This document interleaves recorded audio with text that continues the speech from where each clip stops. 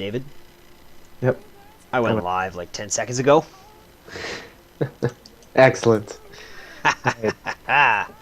This is I don't know, what is this? Oh, this is Shake It Out by Florence and the Machine. You have that playing? Yeah, I've started every VOD this week with a theme song. So this is Intimate ZvX with Stoic, episode 12, game 3. I'm Stoic Nuvo. And I'm Stoic Regret. Ooh, I'm on time that time. Can't say my name for me. Yeah, well done. Well done. Thank you. Now this is a ZvT on Tal D'arim Altar. Now David, can I tell you how much I hate this map? Should do it on a scale from 1 to, say, 13. Now 13 being the worst, 1 being the best of maps? Or That's up to you. Just Okay, say well, a number. on a scale of hatred, this is like a 10 out of 13. Because of those rocks on the third. I hate maps like this in Shattered Temple where you gotta take down rocks to take your third. So what's 11, 12, and 13? Penelope Cruz? Oh, like, no, they would We be won't like, go there. like That's, Blistering Sands. I can't believe I said that on Steps of stream. I don't want to explain all that. War, Penelope it. Cruz? Forget it. They'll find out someday. That you absolutely hate her for no reason? Fucking hate Penelope Cruz. Why do you hate Penelope Cruz? Who the fuck does she think she is? I don't even get it. She's not even oh, whatever. Anyways. Let's fade this music out and get in this goddamn game before I start raging. For your birthday, I'll send you a picture of her. Just. And I will promptly punch you in the face. Alright, faded into the game. Alright, so, spawning in the, what is that, 8 o'clock position? 7 o'clock position? 7:30. Spawning in the 7:30 position. If you turn your head to the left, it's more 10 o'clock. Okay. Ready? Yep. 41 seconds, patented Intimate ZvX with Stoic time. 3, 2, 1, play. Bam. I will sync this shit at 7 minutes. That should be our patented time to sync. Yeah, but you know we're gonna miss it like every game. Oh, of course we're gonna I always miss it. remember at like 9 minutes. Oh shit, gotta sync up. We went to like 15 I minutes. remember when you say something like, wow, that was an amazing split. And I'm like, not there yet? What is going on? The worst are like the 30-minute games where you get like a whole minute behind me. I don't even know how this happens because we're on the same speed. Well, your computer is running and mine is crawling along, I guess. Yeah, yours is like struggling to stay alive. My computer is depleted oxygen-wise. Now, David, you scout on this map, I noticed, with the 13 drone. Is that right? Yeah, I do it a little bit earlier than what I regularly do. I regularly do it at 14 supply when I hit the 100 mineral mark, and that usually works for most maps, but Why are you Tal sending D'arim it is across? gigantic, so... Oh, you're sending it same place your overlord's going. Yep. So you can redirect your overlord. I do it at 10, man, because I hate 2-raxes and I want to see those 2-raxes. That's too early. Nah, I think it's fine. It's a waste. It's a waste of money, but. Alright, so I'm going to be doing 15-15 here. Sometimes I get greedy and go up to 16, which I just did. It is viable on maps like this. They are so... Don't copy David here, guys. If you're going to drone scout, send it all the way in. So if he is proxy 2-raxing, you got to see that fucking command center. Or just deal with it like a boss on the fly. No, Sean is right. Be sure, go all the way in, make sure the command center's not there. Don't ever do things like a boss, because bosses die. That should be the real slogan. Take a risk and lose. Alright, so this is good. I do see the supply depot there. I would want to go in, but I'd rather not lose this drone. The reason why I don't want to lose this drone is because we are cross positions, so whatever he does send at me, it's going to take a very long time to... Nice scout. Oh, that was a really good scout. I got lucky there. So I do see the command center. I feel very safe. I know that he 1-rax expanded, so you're going to probably see me drone like crazy. Or 1-rax CC, as the Terrans say. Or if he's really tricking me, he's going to cancel it and build 6-raxes, which probably would work. Yeah, Jesus, that would be strong. Yeah, especially because it's cross spawn. There's no way I would have prepared for that. See, Terrans never do that because it's insane.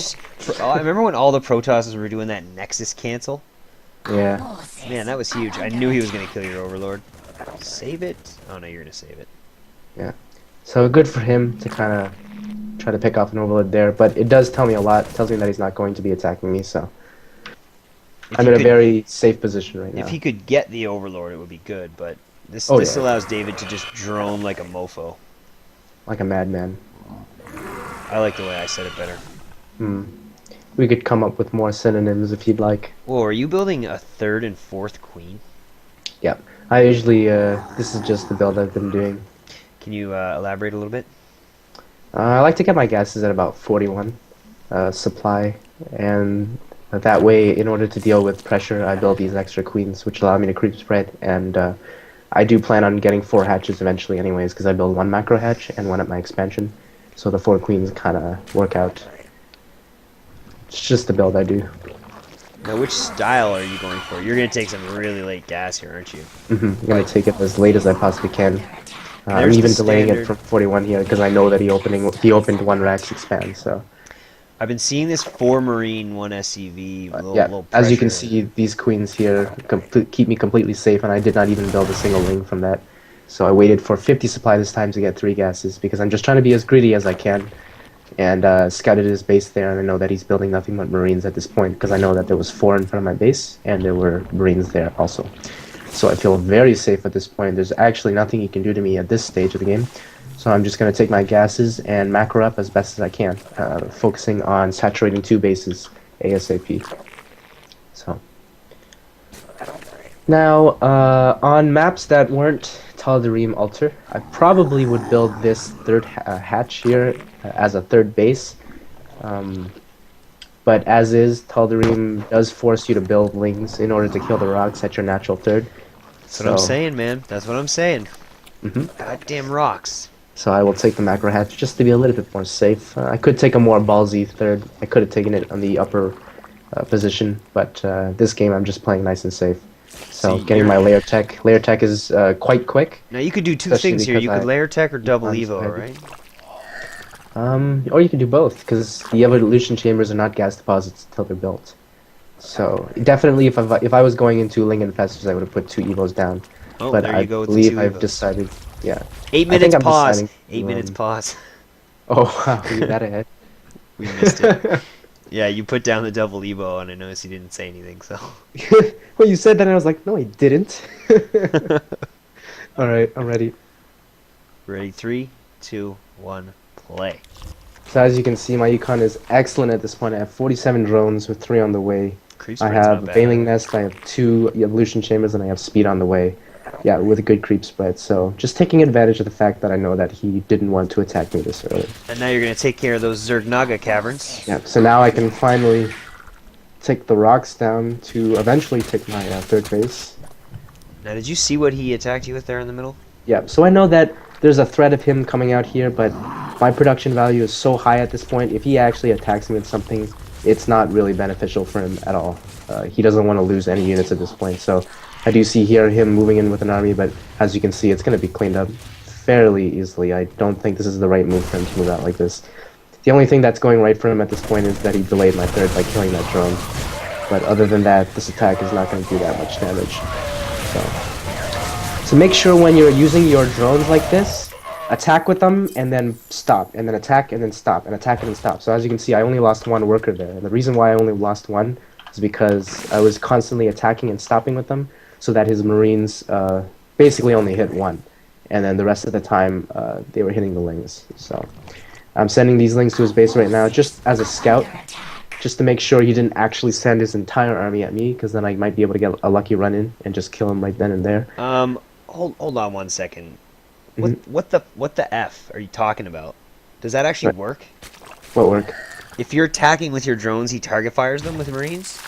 Oh yeah, that's what I mean. So you're attacking with lings and drones, right? So if your drones are on stop, they don't have threat, so the Marines attack the lings.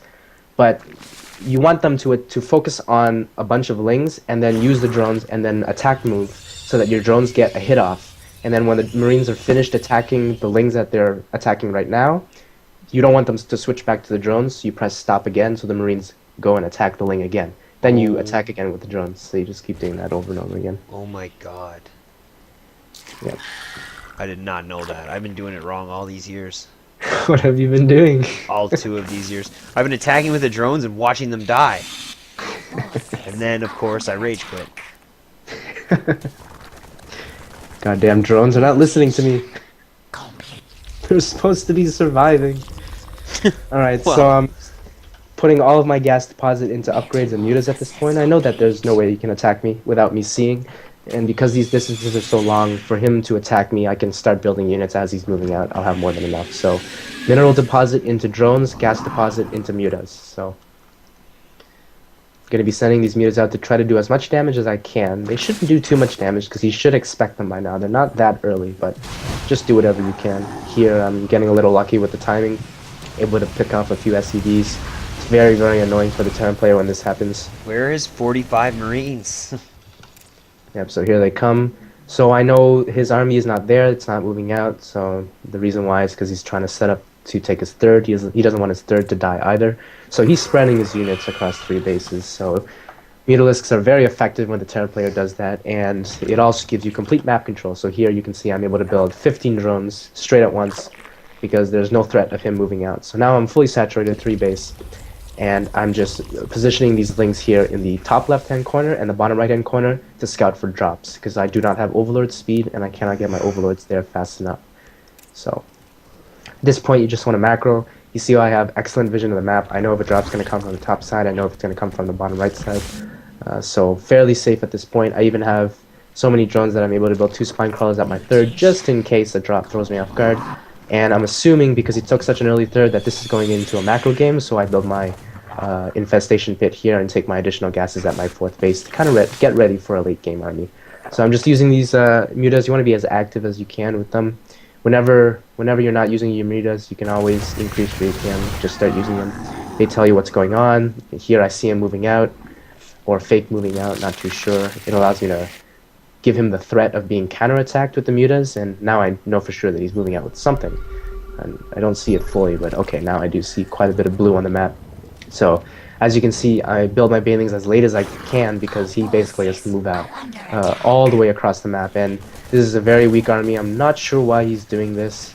There's absolutely no reason to do this because the mutas have given me so much map control. There's no way he can throw me off guard. Like, I saw this coming way before it even came. And this is just a terrible attack by him. He's invested so much into these Marines, and losing them here basically means that he loses map control. He loses a huge bulk of his army that are basically the counter to my mutas right now.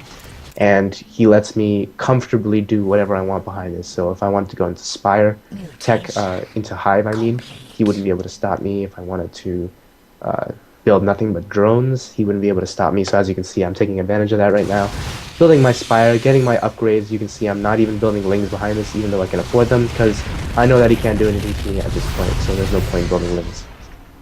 So as I'm doing this, I'm just making sure that I'm eyeing on the minimap. Always clicking his Marines, making sure that my upgrades aren't behind. I see that my upgrades are doing excellent. And just make sure you don't get dropped, so keep looking on the left and the right side. See how I have 2 Lings patrolling there still? Always have that done. And I even have a Ling in the very top center location, just in case he tries to take a base there. So at this point, I know I'm extremely ahead. I killed too many Marines. I scouted him just now with harassment of the Mutalisks. I know that there's no way he can kill me by moving out. So I'm going to invest in a tier 2 army to see if I can do as much damage as I possibly can, and then transition into tier 3 if it doesn't work. So at this point, just going to use my mutas as a scout. I see that his army's up here, and I mean, there's really nothing you can do at this point. Just Marines is not going to stop an army like this, especially when he lost so many Marines in the first engagement. I predict him rage quitting. I predict it right now. So at this point, I'm just going to run in here with my units because I'm already Hive Tech. These units are pretty much free if I can do any type of economic damage. That's damage. Excellent. Yeah, that's really good damage. So yeah, at this point, I can see he's trying to take an additional base. Even build a planetary fortress to try to stop an attack, but with just Marines, it's not going to work at all. No, he said GG. Yep, and that's game. That was interesting. Okay.